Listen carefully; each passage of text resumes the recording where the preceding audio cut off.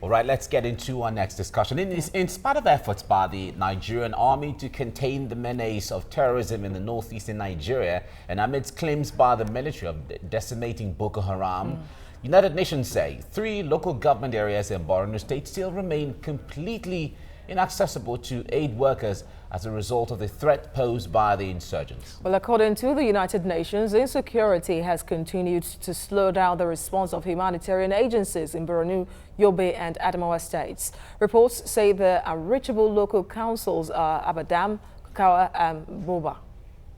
Now, meanwhile, the Nigerian army says it will not respond to the UN report until it has properly studied the details. But in what seemed like a confirmation of the report, Boko Haram has carried out a number of suicide bombings and kidnappings in Borno State. The United Nations also says 17 million people are in need of humanitarian assistance in the Lake Chad Basin, out of which 8.5 million are in northeastern Nigeria. All right, joining us from Abuja studio is the Chief Executive Connected Development, Hamzat Lawal, joining us now from Abuja. Hamzat, good morning. Good morning, and it's good to be on your show. All right, you're welcome. Now, I know you've been following this development all the while. Can you tell us some of the frustrations that development partners are facing? Because the UN coming up to say that they face some level of frustration accessing people who need help and being debunked by the government is something Nigerians are being confused about. Well, looking at the data from the ground, most communities around Maiduguri is inaccessible, particularly in Borno. So you can travel 20 kilometers without armed personnel. And this will definitely hamper humanitarian response to the crisis. And of course, we know that over 80% of the needed humanitarian assistance is in Borno State, where 8.5 million people are affected. And directly we have an increase in the IDPs. But by and large, we've seen that there's lack of share of information and better coordination between government and the agencies. And I mean the UN agencies and other local partners working in the humanitarian sector, particularly in the Northeast. All right, so, because of all these problems and lack of transparency, as it were, we understand about 5.2 million or even more people are in dire need of food assistance, life-saving food assistance. So how difficult has it been really to get food aid to people, the IDPs in the northeastern part of the country? We understand that many are even being carried via air. Well, it's really difficult working around the terrain and taking humanitarian assistance to these people. In as much as we try to focus around food, it's important to also highlight that we have malnourished children. And beyond providing them with food, they also need medical assistance. And of course, humanitarian agencies cannot travel around this region without adequate knowledge and particularly adequate coverage by the military. Yes, they've done quite well in fighting the insurgents, but they need to do much more in providing security and ensuring that they get cooperation with the people at the IDP. Because if you don't give them adequate humanitarian assistance, the little that comes to them, they would not be patient enough to even allow you share this assistance in a coordinated manner. And you just have to deal with some chaos on the ground in the field. All right, Hamza, from this issues we're hearing, it is obvious that there is a disconnect between the international organization that are supposed to be on the ground to help and the federal government. But all of them are meant to work for those who need help in the Northeast. But talk to us really from your perspective on what you have studied. Why is there a disconnect between the government agencies or the military on one hand, or maybe security agencies, and the international partners? Why are they not on the same page when they're supposed to be working for the same purpose? I think it's because of the acceptability of data. If you look at the data that is coming from the federal government, it's quite different from the data that is coming from development partners and even other people working in the Northeast. But particularly, they need to understand that feedback from the people, and when I say the people, the beneficiary of this humanitarian aid, is very key. How can we ensure that we leverage on technology tools to get real-time feedback from people who are accessing this assistance? You need to understand if this assistance is actually delivering on their expectations, or what exactly do they need, and how is this assistance affecting them directly. Again, we know that this has to be sustained over time, because if we don't get data that we all accept and agree on, then there will still be that disconnect and argument between the people providing humanitarian assistance.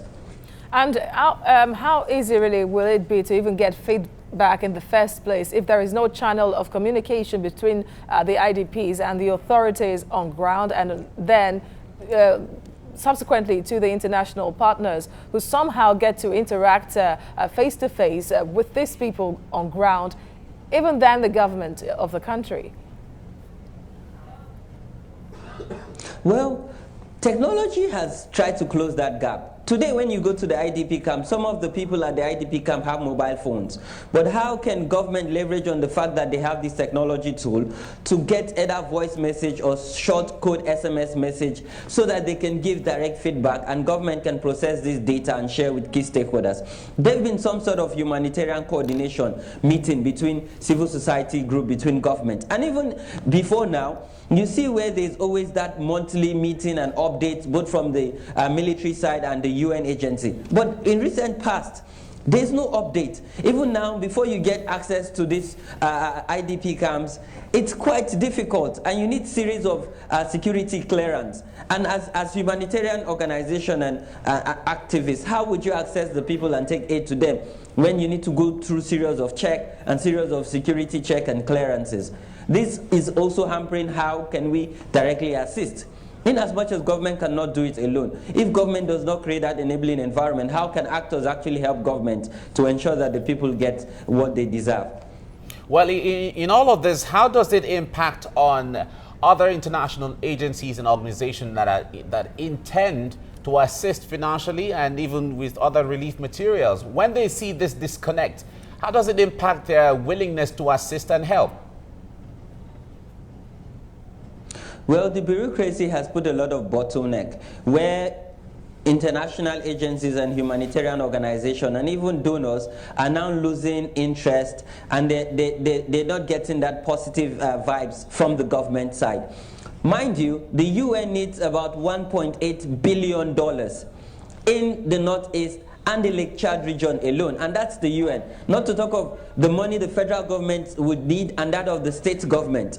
Even if you look at money that has gone into the Northeast, and particularly in Borno State, even if we don't have public knowledge on how was this money expended, it's also important to note that for us to mobilize much more money that is needed, we need to ensure that we need to cut that bureaucracy and ensure that we create public confidence in the donor community, and particularly by the citizens themselves.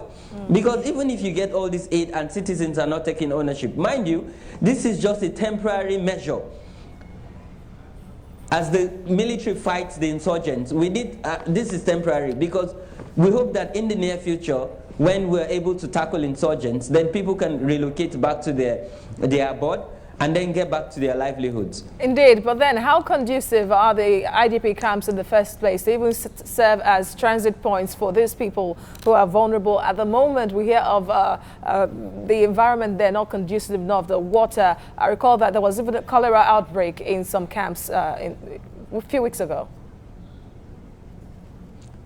Well, it's quite sad that the environment is not conducive. You see, children and women don't even have access to healthcare services. They don't have clean access to drinking water. Most of the children at the camp are not even going to school. Even the makeshift school that are provided are not adequately equipped. There's no teaching aid, you know, and even some of, there's lack of basically all the basic needs at the IDP. And I think for us to get it right, we need to see that collaboration, that cooperation between the humanitarian organization, between the military, and particularly between the state actors.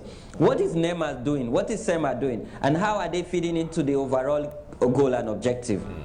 Now, when it comes to the needs of IDPs and those who have different issues, security issues in the Northeast, it is obvious the federal government alone and even government of states cannot handle it. It's quite overwhelming. They can't handle it, and they need assistance from international organizations. Now, if the UN and other international partners have experienced frustrations at different times, what are the implications of a scenario like that going forward, especially when it comes to the welfare of IDPs in the Northeast?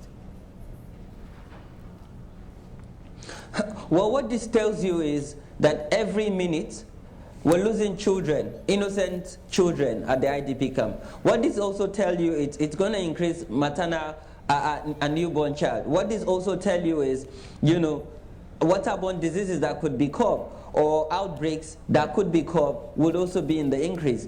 The impact and the direct impact at the people on the ground at the IDPs. It tells you that if this bureaucracy continues and there's no cooperation, well, we'll keep losing lives that we can save.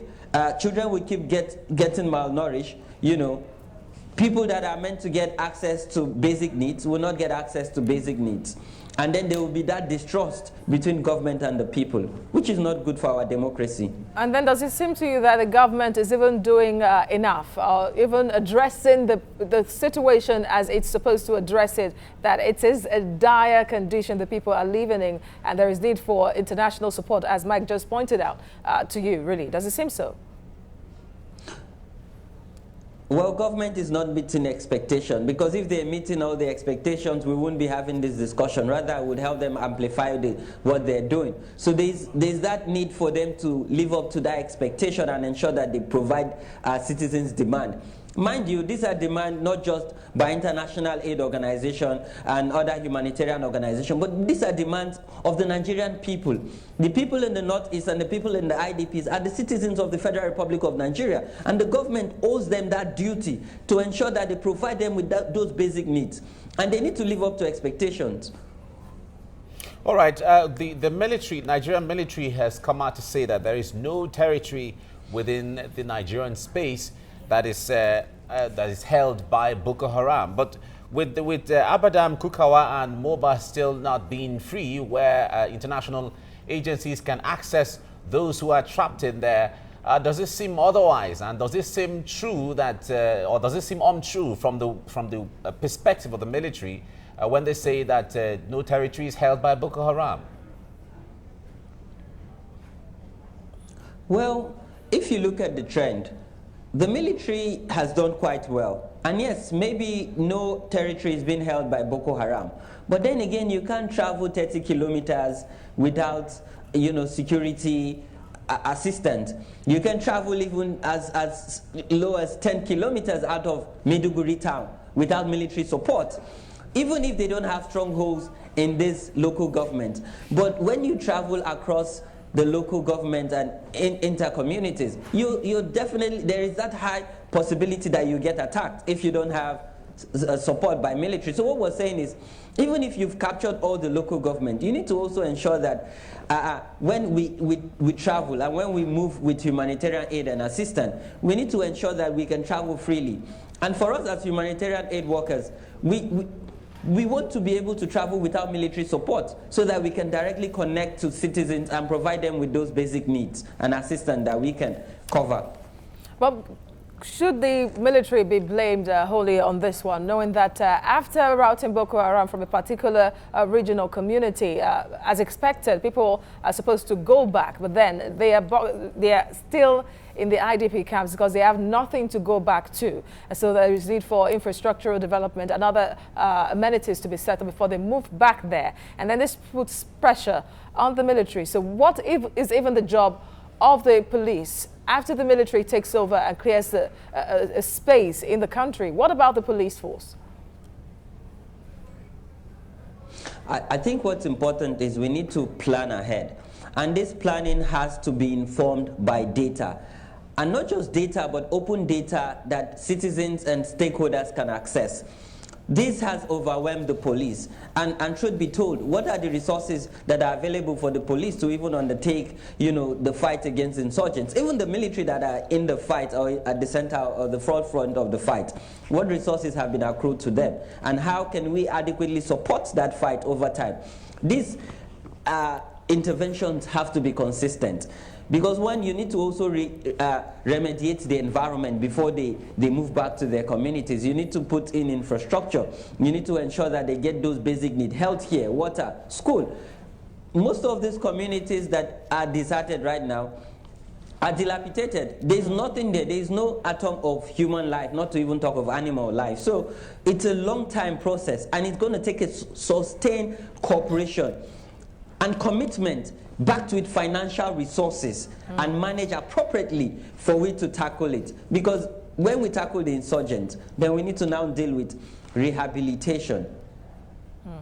All right.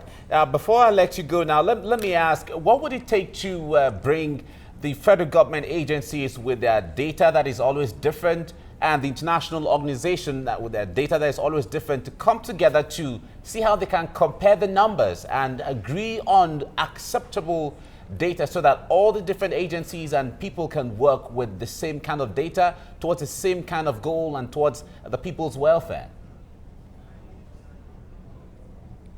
Well, constitutionally and by law, the National Bureau of Statistics is mandated to provide data and access to information to government and other partners. I think that we need to rally around the National Bureau of Statistics and support them with whatever resources they need, and agree on a framework on how to collect this data, how to analyze them, and how to disseminate this data. We as partners and as government need to agree that only one agency would coordinate, access to information and timely data. In the past, we've seen where government agencies are fighting and they're giving different figures and different statistics. But recently, we've seen, collaboration between, the Office of the President on Sustainable Development Goal and the National Bureau of Statistics. Why can't we see that broader collaboration where the NBS plays a key role in dishing out data in the center of the humanitarian crisis, so that development partners, humanitarian organization, activists, and other civil society group can know that this source, which is MBS, is concrete, and we can work with it over time. And what this means is also strengthening the institution itself. All right, the Chief Executive of Connected Development, Hamzat Lawal, thank you for your analysis on the show. It was quite interesting. Thank you. Thank you.